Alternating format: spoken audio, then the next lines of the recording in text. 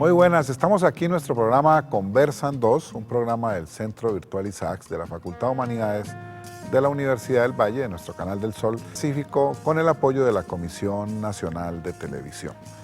Hoy vamos a hablar con una profesora cubana que vive hace muchos años e investiga en Brasil. Es profesora titular de la Universidad Federal de Río de Janeiro.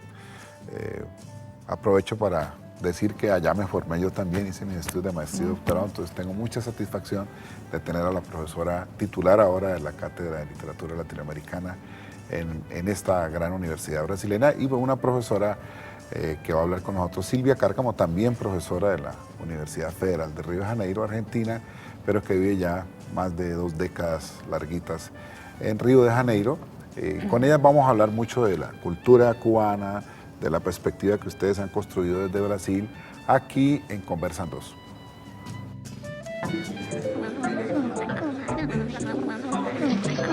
Estamos aquí, Conversan 2.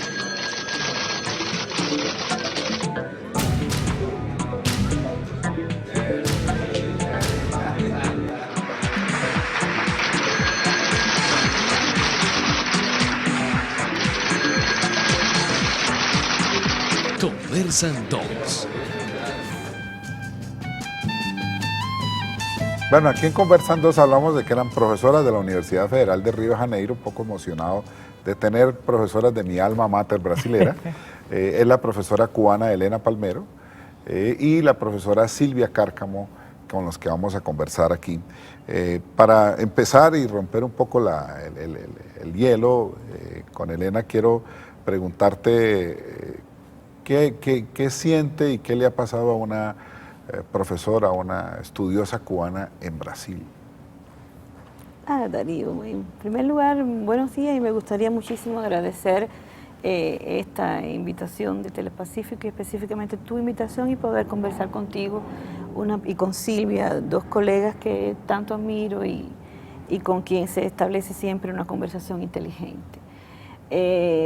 Tu pregunta es una pregunta que particularmente siempre emociona, ¿no? Y entonces cuesta un poco de trabajo llevarla a un plano intelectual, porque han sido en esos 2 ámbitos que me han enriquecido extraordinariamente mi vida en Brasil. Realmente Brasil fue, cuando llegué en el año 99, un gran descubrimiento. O sea, yo era profesora de literatura cubana, había transitado un poco por la literatura latinoamericana, pero siempre mi visión de Brasil había quedado muy reducida a leer, digamos, sus grandes maestros en traducciones, a comprar la música que circula en los ámbitos disqueros internacionales, en fin. Y entonces Brasil, desde que yo llego, me descubre una cultura poderosísima. La posibilidad de leer, comenzar a aprender el portugués, leer su literatura en lengua portuguesa, conocer una música con otra profundidad. Incluso cuando yo llegué a Brasil llegué por Río Grande del Sur, que es todo un universo extraordinariamente poderoso dentro del universo brasilero, muy singular, muy particular, con una comunidad cultural muy grande, con el Río de la Plata y con una historia literaria así extraordinariamente consistente y sólida. Entonces, ese contacto con Río Grande del Sur, con ese universo gaúcho, dicho en portugués, brasilero, fue un encuentro fascinante. Y luego ir abriendo ese espectro al estudio de una cultura extraordinariamente poderosa. Sobre todo me fascinó su cultura popular. O sea, la cultura del carnaval, la música popular, en fin, fue un encuentro extraordinario. Lo otro interesante que fue la propia experiencia pedagógica. O sea, yo siempre había trabajado con alumnos hispánicos que estudiaban una carrera hispánica, y de repente descubrir un estudiante brasilero interesado en la lengua española me abría nuevas metodologías de trabajo, otras formas que me hacía ser mucho más maestro, ¿no? Mucho más, con otras dinámicas en el aula. Y lo otro, conocer una realidad histórica y social extraordinariamente que completaba mi visión de América Latina. O sea, un país con un pasado una historia, raíces negras, en fin, una serie de elementos que ampliaban mi visión y completaban mi visión de América Latina, hasta entonces muy reducida a Hispanoamérica. Elena, vos publicaste 2 libros sobre un gran escritor cubano, Alejo Carpentier. Quería que contaras tu visión de Carpentier, si fue, en fin, cambiando con el tiempo, qué aspectos de esa obra extraordinaria te interesan, en fin, cómo se explica la existencia de toda esa erudición de Carpentier en el mundo cubano. ¿Producto de qué es la obra de escritor? Carpentier me acompañó durante muchos años y me sigue acompañando, creo que para siempre. Desde que yo era muy joven comencé a trabajar con la época, o sea, mi primer contacto con él se da a partir del estudio de su primera novela, Ecuayambao, y en la época yo estaba muy interesada en la figura del negro en la cultura cubana. Yo trabajaba sobre todo la vanguardia, los años 30, y ese impacto del personaje negro en la novela cubana. Incluso en la época yo estudiaba un conjunto de textos, lo estudiaba también a Lino Novas Calvo, a Carlos Montenegro, y por ahí comienzo a trabajar con Carpentier, bueno, el ambiente de esa novela, Ecuayambao, es un ambiente negro del campo cubano de la República, y una novela que él mismo siempre desestimó mucho y yo considero que injustamente, y fue mi primer contacto con Carpentier. Después él fue objeto de mi tesis de doctorado, yo trabajé con su narrativa corta, con un libro fundamental que es Guerra del Tiempo, al tiempo que articulaba toda una producción de cuentos que muchos de ellos inéditos hoy, también digamos que sería esa otra parcela más desestimada si consideramos que la crítica ha transitado mucho más por las grandes novelas. Y claro, y Guerra del Tiempo. En la época que yo trabajaba ese libro, yo diría que la crítica era un poco menor, después fue aumentando. Bueno, la fascinación en esa época, y creo que es hasta hoy para mí, de los grandes temas carpenterianos, el problema, su concepción de la historia y su concepción del tiempo. O sea, tiempo. A mí me fascinó su visión, digamos que huye de ese paradigma lineal, hegeliano, estructurado, occidental, patriarcal, y con otras propuestas temporales que a mi manera de ver estaban acercándose más a nuestras temporalidades americanas, ¿no? Elena, antes de que Silvia te conoce mucho mejor que yo, pero has mencionado un autor que yo había oído mencionar pero que no conocía, y he leído su obra hace un par de años, es Lino Novas Calvo. Y te quiero preguntar porque El Negrero y los cuentos de él me parecen extraordinarios. Cabrera Infante dice que es quizás uno de los grandes renovadores de la prosa moderna cubana, y yo me atrevería, por lo que ya lo conozco, a decir que él fue una especie de sabio catalán en la literatura cubana, como lo fue Ramón Vinges para la generación que produjo a García Márquez, más o menos por la misma época. Entonces me gustaría que hablaras de esa perspectiva, porque también se ocupa del tema de la presencia negra. Realmente su libro El Negrero, eso es un portento de la narrativa. Entonces que me cuentes, ahora que hablaste de eso, un poco de tu perspectiva del Lino Novas Calvo. Sí, sin lugar a dudas. El lugar de Lino Novas Calvo en el proceso de la literatura cubana es un lugar, digamos, fundamental.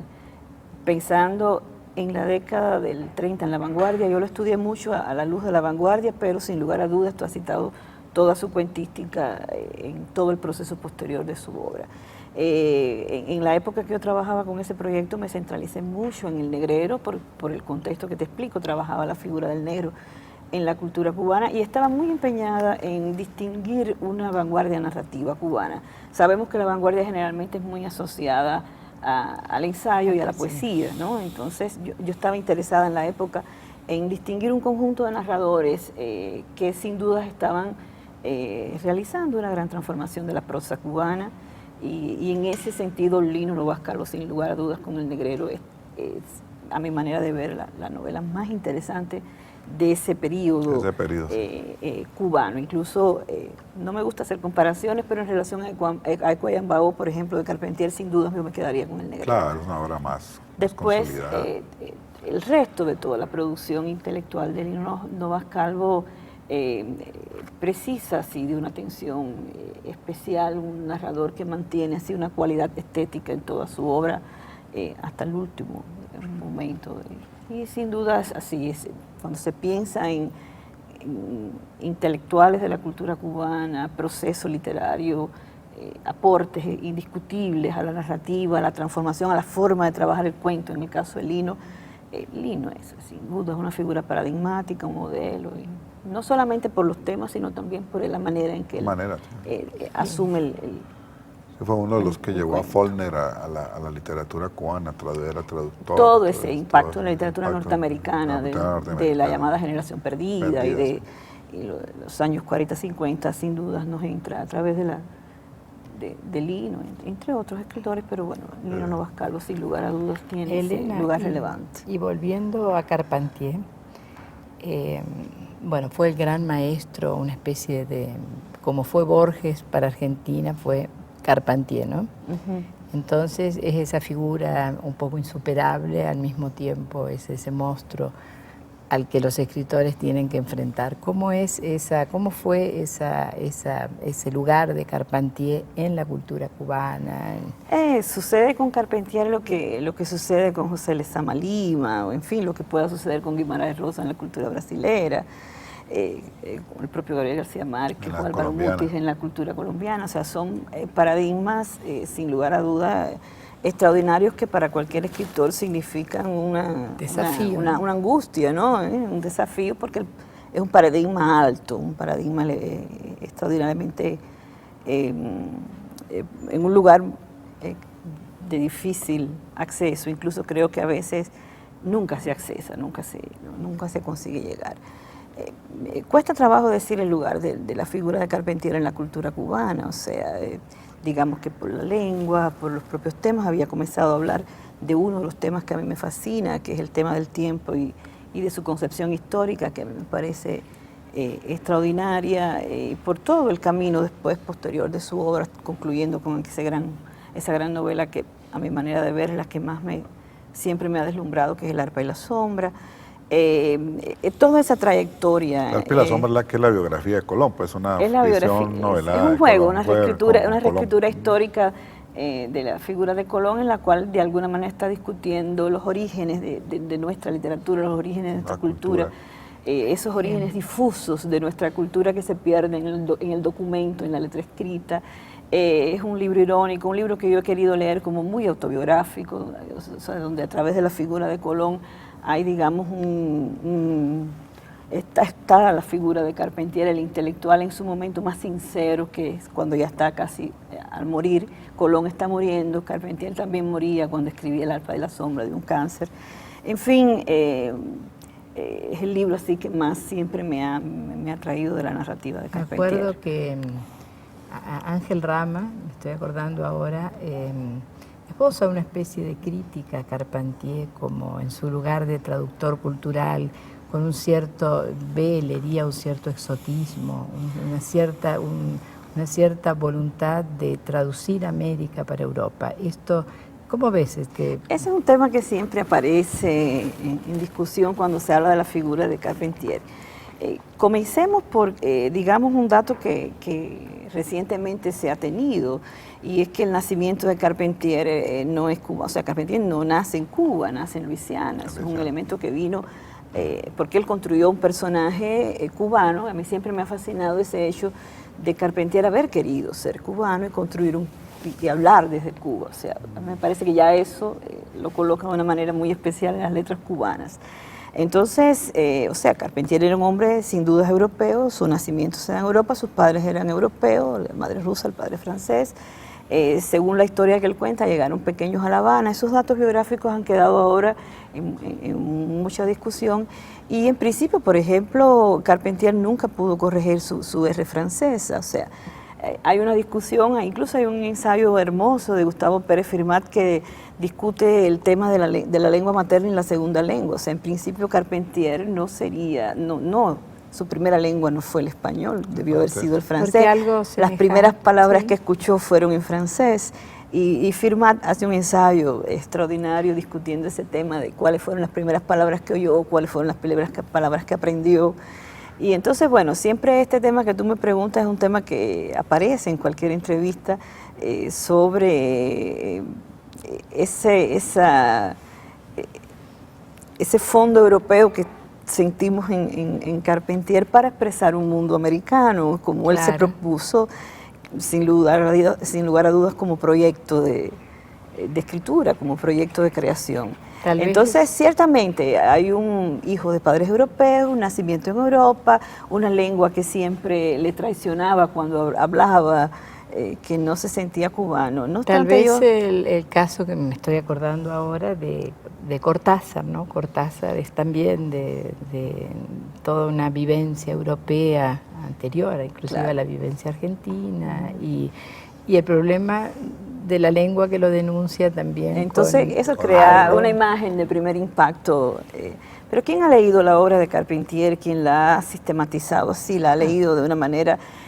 no tiene como no sentir los contextos americanos pulsando profundamente los grandes movimientos en América Latina, el impacto de la Revolución Francesa en el Caribe, incluso caribeña, muy caribeña, esa visión, el mar del Caribe, el mundo del Caribe, el hombre del Caribe, la pulsión de nuestra historia, ¿no? En fin, quien sistematiza toda su concepción del barroco,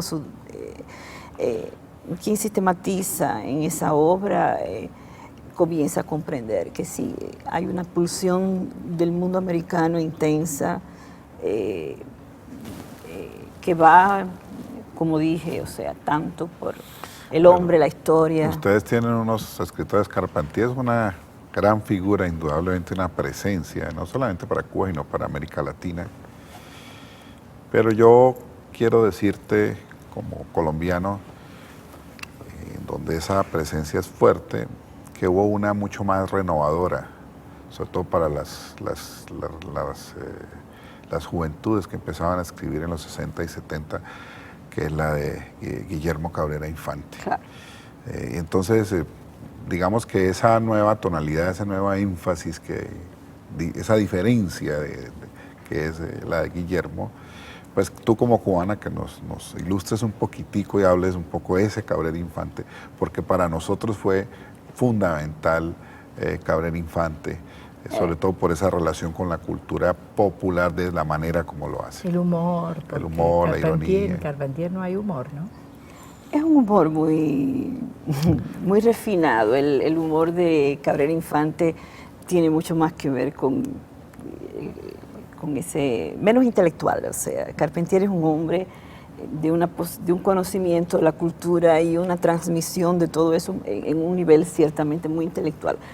En Cabrera Infante se transita por otros códigos, o sea, ese hecho, como tú dices, de una recuperación de la cultura popular, ya no como referente, sino como construcción sintáctica de la obra, o sea, que tampoco es tan popular así. Hay un gran conocimiento del cine norteamericano, por ejemplo, la presencia del cine, una erudición extraordinaria dentro de él. En verdad, diría yo así que cuando yo miro para la obra de Cabrera Infante, lo que más me seduce es verlo como el gran cronista de La Habana, o sea, ese cordón que él lo une hasta el final de su vida con La Habana, la ciudad, el mundo pulsante de la ciudad, que lo que está entre sus bares, la noche, La Habana para un infante difunto y sus cuentos. Esa visión, digamos, claro que no está así de esa manera en Carpentier. Carpentier transita por otro tipo de contextos más intelectuales, de ciertos códigos simbólicos, ¿no? El mar, ciertos... En Cabrera Infante son de otra naturaleza, ¿no? Él es, digamos que los contextos habaneros están más, la propia lengua, la música popular, entran de otra manera en la propia articulación de la obra. Y el lenguaje del cine que realmente la sí incorporación es una del marca lenguaje diferente. cinematográfico. Es decir, yo creo que Carpentier debe haber ido a cine, pero no se ve el cine en su obra. En Viaje a la Semilla, Viaje a la Semilla es un relato que él escribe a propósito de trabajar él trabajaba en la década del 40 con unos laboratorios fílmicos. De cine, sí. Y entonces, con laboratorios, con la parte técnica, y entonces él siempre dijo que de ahí nació la idea de repente virar un rollo al revés y entonces escribir Viaje a la Semilla. De alguna manera ese sí es un texto que está en una relación intertextual con el cine, pero bueno, ciertamente de una manera más teórica, más intelectualizada. En Cabrera es de una manera referencial, o sea, el intertexto es inmediatamente identificable, la relación que él tiene con la música, con el bolero, con la música esa popular de la noche, de la ciudad de La Habana, en fin, es difícil, te decía, las comparaciones. Al tiempo que hay una unidad en la escritura de todos estos grandes escritores cubanos, hay una marca, sin lugar a dudas, que lo singulariza. Que lo singulariza. Pero yo sé que Silvia conoce mucho tus últimos trabajos y vamos a hacerlo en el próximo segmento, pero vamos cerrando estos con una cosa que haga. Hay una serie de escritores cubanos en la diáspora. ¿Qué ha pasado con esos escritores? Por ejemplo, el más emblemático de ellos, Reinaldo Arenas, ¿no? Severo Sarduy. ¿Cómo ves tú esa literatura cubana que se hizo en la diáspora por las razones que todos conocemos? Claro. Bueno, ese es el tema actual que yo desarrollo en mis trabajos. Realmente no estoy trabajando tanto con esa diáspora de la década de los 70 y 80, estoy mucho más interesada en la diáspora contemporánea, en la que se produce en el siglo XXI. De todas maneras, pensar en la cultura cubana es pensar en una cultura en movimiento, o sea, una cultura que ella se gesta, digamos, permanentemente en las sucesivas diásporas, movimientos migratorios. Si pensamos nuestros románticos, Heredia, Gertrudis Gómez de Avellaneda, producen su obra al calor de los exilios o los lugares fuera de la tierra. Si piensas en el modernismo, la figura de José Martí, todo el proceso revolucionario independentista se gesta en Estados Unidos. En Nueva York, sí. En fin, la vanguardia, bueno, el movimiento ese que acontece durante la vanguardia de intelectuales hispanoamericanos hacia Europa, en fin, la cultura cubana, yo siempre lo he querido asociar antropológicamente a la condición insular, esa relación que la ínsula tiene como cosa a la deriva, como cosa en movimiento, y su posición geográfica de tránsito y diálogo es el lugar que permite el movimiento norte-sur, Europa, América. Al lagarto verde. Ese largo lagarto verde, en fin.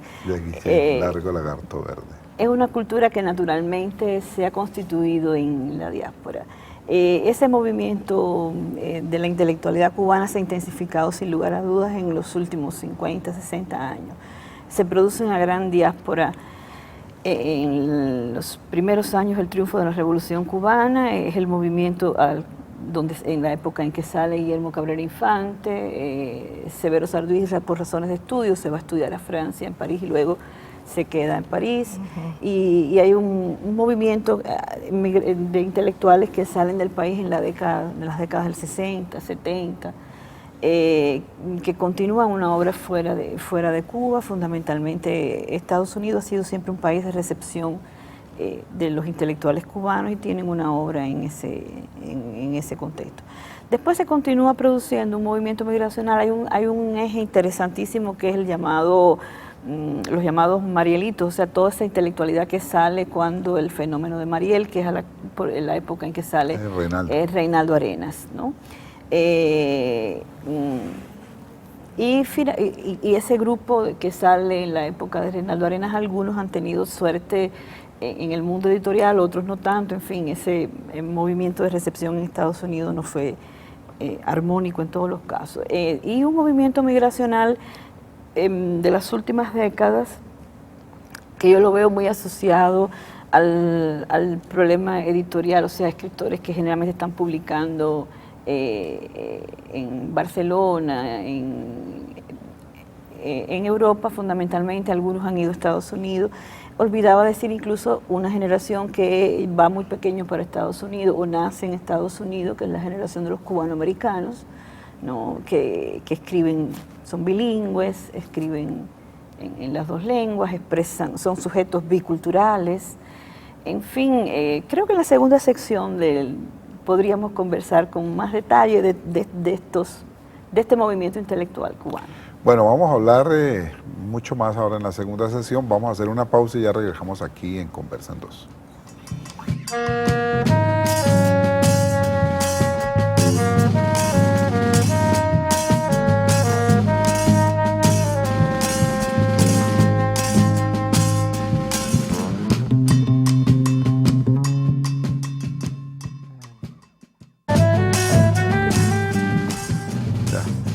Bueno, seguimos aquí en Conversan 2 hablando con la profesora Elena Palmero y Silvia Cárcamo. Estábamos hablando mucho de la literatura cubana, de la diáspora.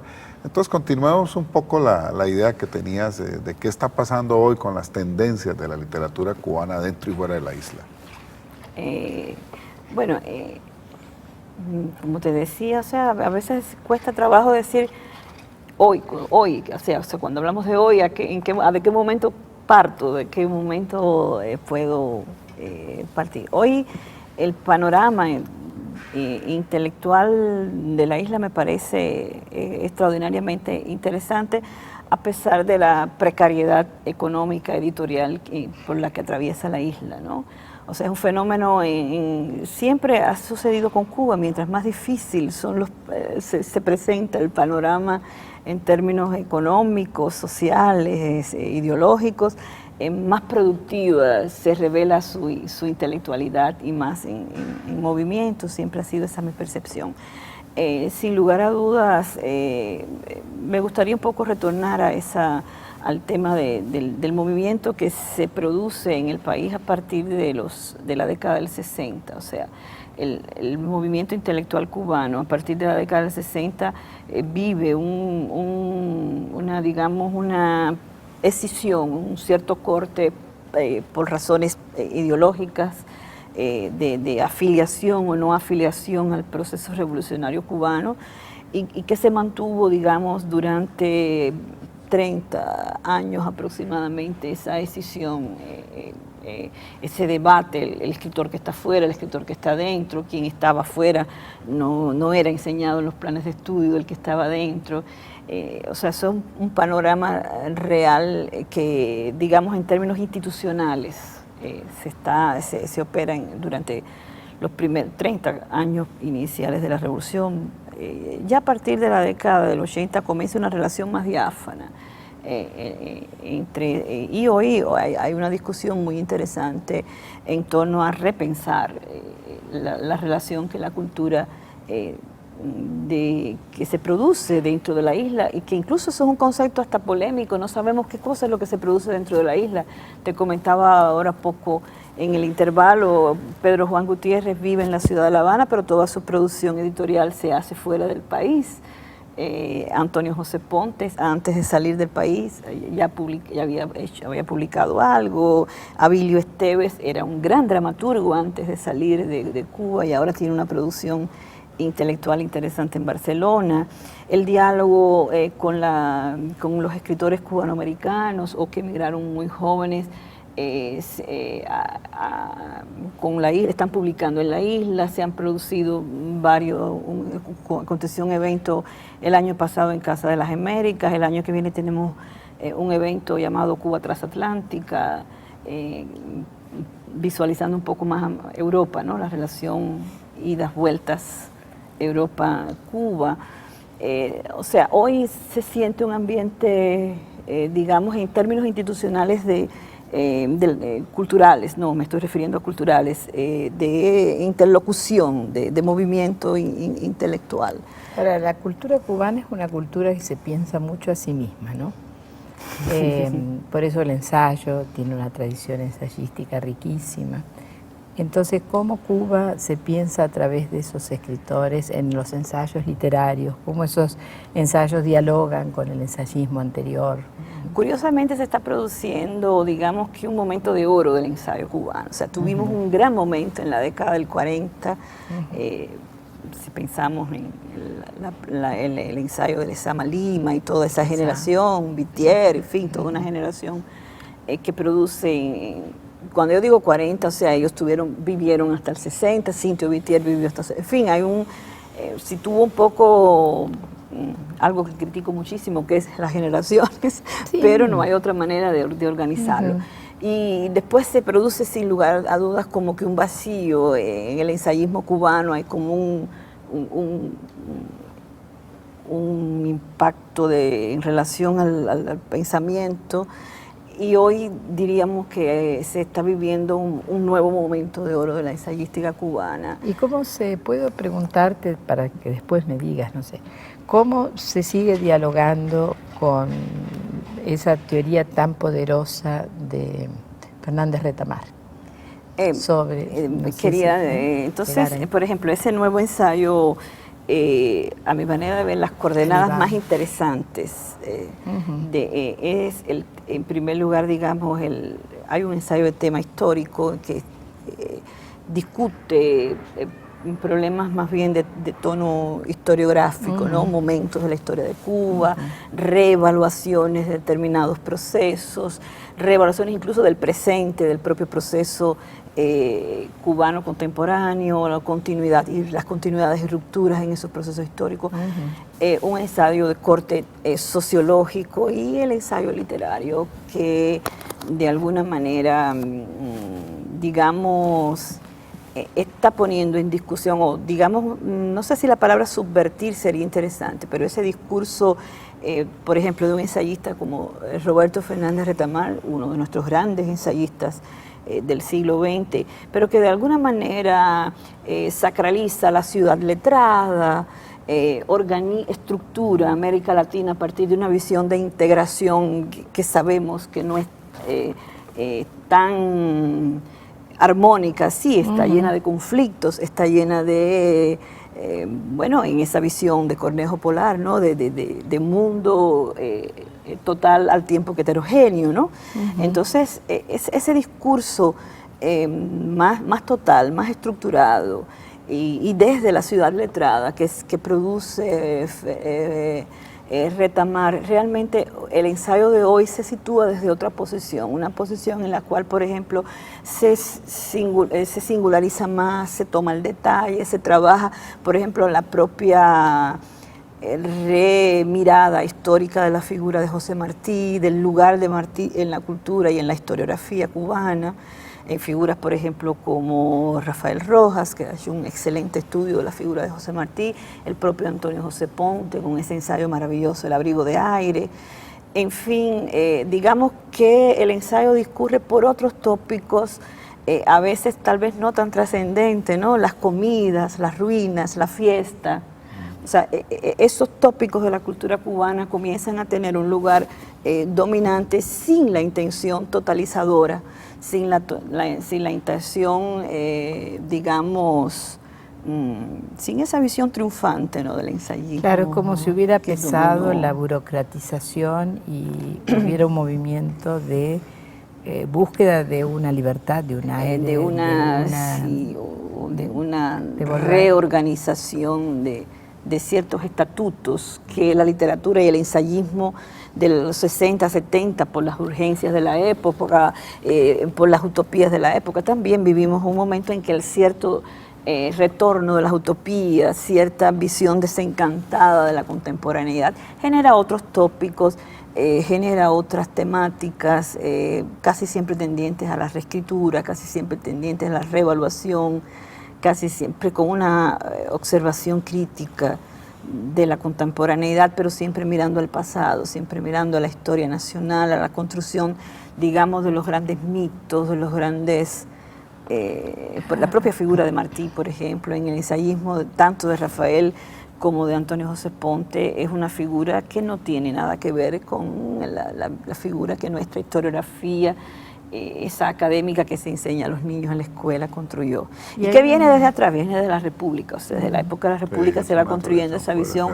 apostólica que la revolución cubana retoma y le da continuidad. Y entonces ellos reevalúan, reconsideran, miran, Elena, discuten los propios conceptos de democracia, en fin, una serie de temas. Vos te referiste con Reinaldo Arenas a la ciudad, a la urbe, a la cultura urbana, esa recreación de la cultura urbana. Y hay un tema que trabajás, me parece muy bien, que es un asunto que es ver la ruina. La ruina para nosotros es las ruinas de los monumentales, o sea, después están las ruinas románticas, claro, el tema de la ruina, pero ¿cómo aparece en La Habana las ruinas, la ruina? Bueno, el tema de La Habana es un tema permanente en la cultura cubana. Habíamos hablado de Guillermo Cabrera Infante, está en el propio Reinaldo, están los grandes cronistas habaneros, desde Julián del Casal, el propio Lezama, el propio Carpentier, o sea, siempre con visiones diferentes, pero siempre La Habana, la propia ciudad y sus contextos urbanos es un tema recurrente en la cultura cubana. Bueno, como era de esperar, hoy evidentemente continúa siendo, y La Habana hoy el tema, o sea, el tema de la ruina por todos es conocido. La Habana está arquitectónicamente, a pesar de algunos proyectos que se están realizando en la Habana Vieja, realmente lo que es Centro Habana, El Vedado, los barrios del siglo XIX, son barrios de una decadencia urbanística muy grande. Entonces toda esa ruina, que como tú dices, no es exactamente la ruina romántica, no es exactamente la ruina museable, es una ruina que se habita, es una ruina que se vive y es una ruina que se transita, tiene toda una singularidad estética. Y ella ha generado de alguna manera lo que yo llamo como una poética de la escritura, que está así, está en la propia obra de Abilio Esteves, que recientemente la he leído con más detenimiento, ¿no? Los Palacios Distantes, por ejemplo, una novela que se desarrolla en el contexto de una ruina. Está en el propio ensayismo de Antonio José Ponte, que tiene su excelente libro con este tema de la ruina. O sea, la ruina es discutida, la ruina habanera y su singularidad de ruina habitable, a veces de ruina ni siquiera construida, ¿no? El edificio que nunca se hizo y que comenzó a ser hecho y lo que queda de hoy de una ruina. Claro, en el caso de Pontes está muy asociado a la visión del discurso ideológico de la revolución, al discurso oficial instituido por los dirigentes de la revolución, que él considera que a ese discurso ruinoso corresponde toda esa exaltación de la ruina. Que no desconsidera tampoco que se puso de moda la ruina, ¿no? Porque es la propia Buenavista de alguna manera explotó el filme de... Sí, porque es contradictorio, ¿no? Por un lado la ruina, que sería la muerte, algo que se detiene en el tiempo, y por otro lado una vitalidad humana extraordinaria. Dentro de las ruinas. ¿No es? Y entonces... eso es Buenavista Social Club, ¿no? Extraordinario. Buenavista toma ese ángulo de la ruina, o sea, como dentro de aquella decadencia la figura. Antonio José Ponte lo mira desde otra mirada, lo mira como la equivalencia a un discurso ideológico ruinoso. Abilio es el que más me fascina. Abilio tiene una relación diáfana y hermosa con la ruina, o sea, dentro de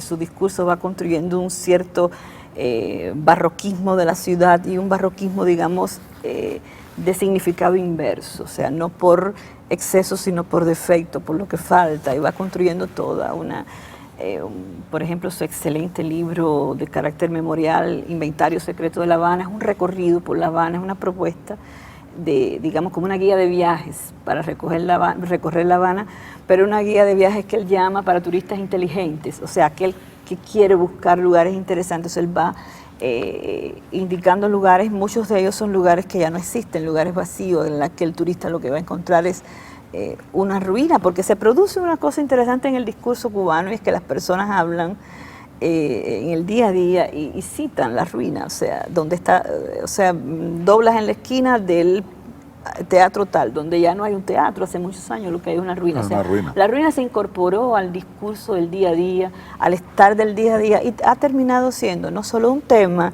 de la literatura, sino una poética de la escritura, una manera hasta de producir la relación con el propio significante. Del tiempo y del espacio también. Una concepción del tiempo y del espacio, algo un poco de una ontología de lo cubano contemporáneo. Y hay algo que señalás en alguno de tus trabajos que también es muy interesante, que siempre, estén donde estén, está la isla. Está, si es Palmas de Mallorca, es para pensar la isla. Es la isla que se repite, dice Antonio Benítez Pérez Rojo. Bueno, mi visión, Silvia, que ha acompañado tal vez mis ensayos, se esté refiriendo a esa idea que yo tengo de lo diaspórico. Para mí lo diaspórico no significa salida, sino llevar. O sea, mi visión de lo diaspórico es la visión de Stuart Hall, por ejemplo, o la de Edward Said, cuando ellos ven las culturas diaspóricas como culturas de la dispersión, culturas de la fertilización y del movimiento. Entonces, en ese espíritu yo pienso que todo cubano se lleva a la isla a cuestas, o sea, siempre la isla, no se abandona nunca la isla, o sea, no existe manera de abandonar la isla, ella está siempre inmersa, ella dialoga con la cultura de adopción, ella está en diálogo permanente y renovándose, reorganizándose, repensándose, y quizás a mi manera de ver es lo más interesante de la cultura cubana, el hecho que las diásporas sucesivas han construido una cultura permanentemente en movimiento, permanentemente en diseminación. Tú te referías a cómo el inventario secreto de La Habana de Abilio se escribe desde una isla, desde Palma de Mallorca. Y desde Palma de Mallorca él comienza toda su filosofar sobre el propio concepto de la isla, sobre el tema del mar, asociado al miedo, asociado al aislamiento. En el caso de Abilio hay una relación muy intensa con Virgilio Piñera y esa visión de la isla como peso, el mar que nos rodea como maldición, ¿no? O sea, la relación con el mar es siempre, digamos, es objeto universal, de deseo, pero para el isleño es lugar de miedo, es lugar de soñación, es de esperanza. Yo en el año 2008 organicé una antología del cuento cubano con el tema del mar que se publicó en Río Grande del Sur. Fue una edición bilingüe que tiene una excelente traducción de la profesora Solange Mitman, se llama Decir el mar, en portugués Dizer o Mar. Y entonces organizo cuentistas cubanos desde las décadas de 60 hasta hoy, en que todo el tema es el mar. Y me fue fascinante ir viendo cómo cómo el mar se convierte en una variación, siempre asociado al tema identitario de la insularidad. El mar como miedo, el mar como obsesión, el mar como deseo, el mar como esperanza. En fin, esas variaciones están siempre circulando y el mar como espacio, o sea, las diversas variaciones de ese tema. Pero habría una visión muy diferente entre la visión de los exiliados de la década del 60, 70 y la actual, ¿no? Siempre los temas van siendo transformados. Por ejemplo, en ese exilio que se produce en 60, 70, es muy difícil en cualquier proceso literario tú encontrar una unidad temática. No sé, una unidad temática. Tú te vas a encontrar poetas, casi siempre sí, la isla es un lugar. Por ejemplo, en casi toda la poesía estoy pensando en Maya Islas, una serie de poetas, el propio Jesús Barquet, que estudiamos, que leo con mucha sistematicidad.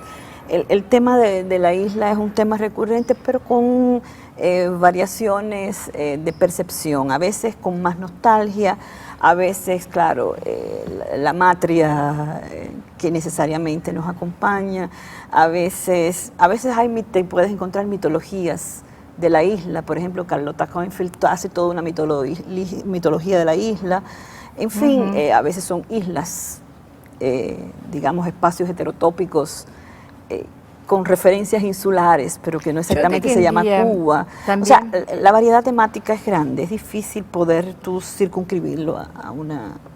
Quería también retomar algo que creo que dijiste por ahí, que es la cuestión de la lengua.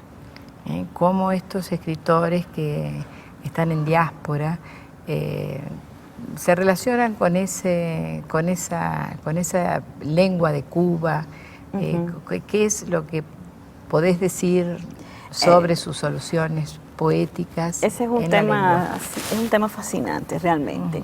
Yo estoy trabajando actualmente con un proyecto de historiografía literaria, o sea, me interesa mucho cómo las historias de la literatura latinoamericana han dialogado con esas literaturas producidas fuera del territorio, del llamado territorio nacional, pensando en esa visión más tradicional de las historias literarias de la nación como equivalente del territorio, ¿no? Entonces, y esa reconstrucción de ese concepto historiográfico. Dentro de esos problemas, un problema que está apareciendo con mucha sistematicidad es el problema del escritor que no escribe en español, o sea, cómo colocar esa escritura dentro de una historia literaria, dentro de un plan de estudio, o sea, institucionalmente, cómo dialogar. Realmente es un problema que tendremos que aprender a dialogar más diáfanamente con ese asunto. Se está produciendo, por ejemplo, la literatura llamada cubanoamericana, es una escritura bilingüe o a veces escrita en inglés.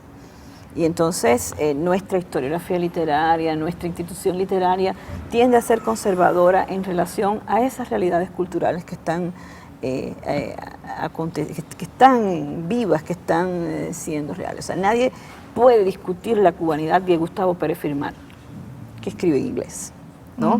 O como él mismo decía en una entrevista que a mí siempre me apasiona, que le encanta ver cómo sus hijos dicen yo soy cubano y lo dicen en inglés.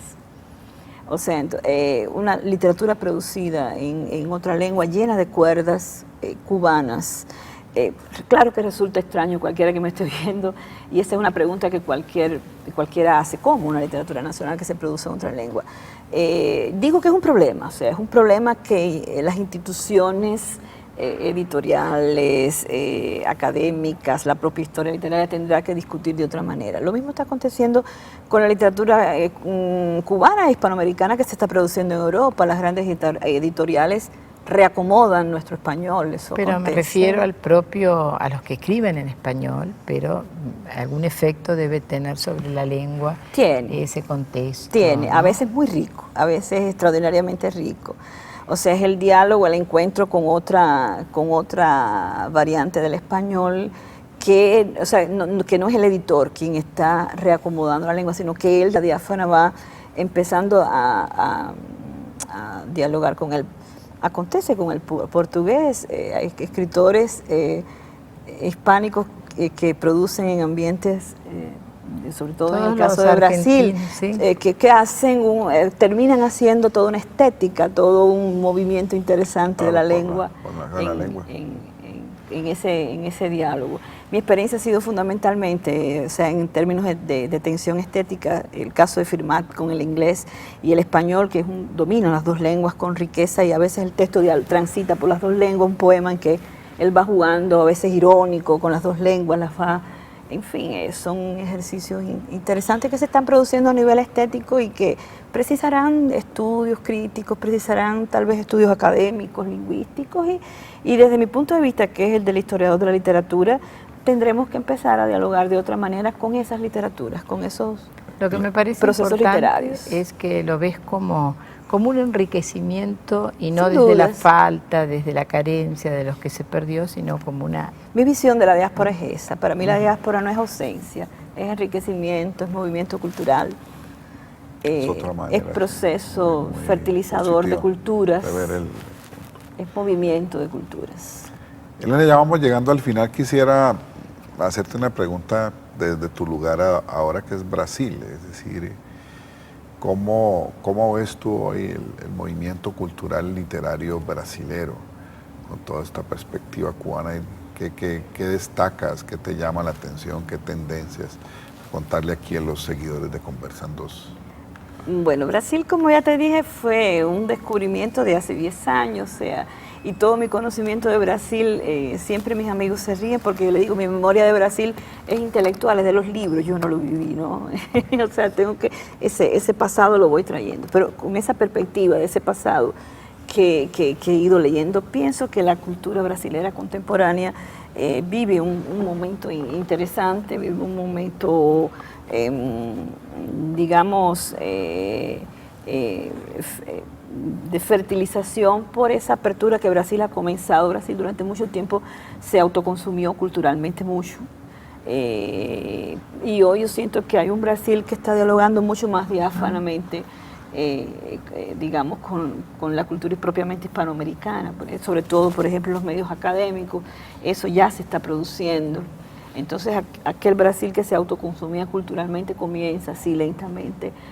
También nosotros los hispanoamericanos tenemos otro diálogo más diáfano también con Brasil, sobre todo a partir del momento en que Brasil, digamos, instaura el español como segunda lengua en la enseñanza del llamado, ellos llaman el segundo grado, nuestra enseñanza secundaria y preuniversitaria. Todo eso creó un impacto que viene ya de hace 10, 12 años para acá, en que en los medios académicos comenzaron a circular más los estudios hispanoamericanos. Y después eso se ha ido moviendo a diversas, hablábamos del fenómeno de los escritores que escriben en portoñol, que van a ser escritores de frontera, hay un movimiento interesantísimo en ese sentido. En fin, me costaría ahora decir, hablando así de cultura general, la música popular, por ejemplo, experimenta digamos, cosas interesantísimas que van un poco más allá de las grandes figuras sacralizadas por el bossa nova, los movimientos de la década del 60 y el 70. La arquitectura vive un momento interesante, de propuestas interesantes. En fin, cuesta un poco situarme. Desde el lugar de la literatura, desde el lugar de la literatura, creo que es un momento, digamos, como de despegue, de apertura hacia otra visión de Brasil en un contexto, digamos, como que toda esa riqueza económica y ese esplendor económico los está abriendo a comprender el lugar que ellos tienen en América Latina y la relación que se puede establecer. Bueno, podríamos quedar horas y horas aquí, pero el tiempo siempre nos devora en Conversan 2. Les agradezco a Elena y a Silvia por haber estado en el programa. Y a ustedes los espero en una próxima emisión de nuestro programa Conversan 2.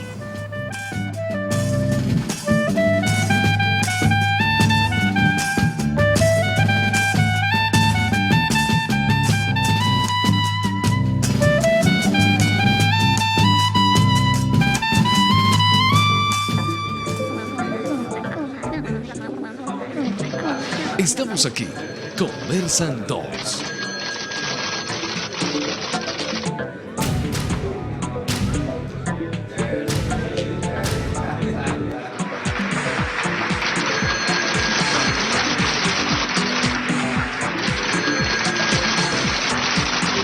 Conversan 2.